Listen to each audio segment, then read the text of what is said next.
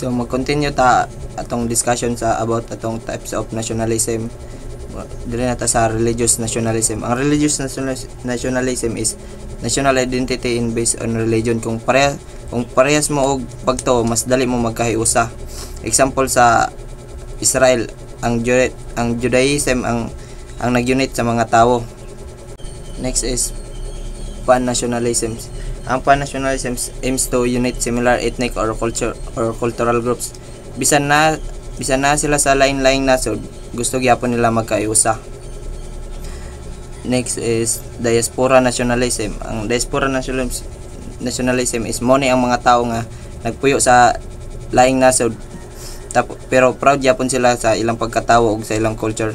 Example sa mga Indians sa US or UK. Proud kayo sila sa ilang pagka-Indian bisan layo sila silang nasod. Next is stateless nationalism. The nationalism comes from groups nga walay sariling nasod pero gusto nga makabot ang self-rule ug independence. Example sa Palestinians nga gusto nga makabot ang ilang kaugalingong nasod. Next is national conservatism.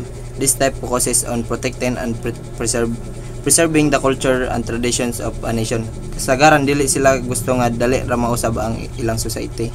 Example sa Poland, strong sila sa pag-preserve sa ilang traditional values. Next is revolutionary nationalism.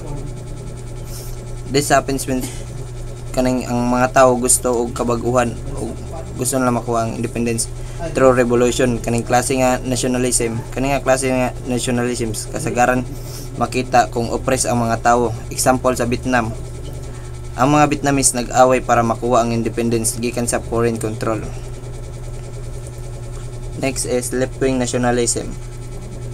Una yung combination of nationalism and leftist ideas like equality, fairness, and anti-imperialism.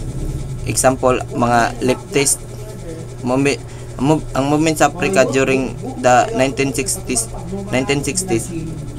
nga nagfight para sa independence ug equal rights.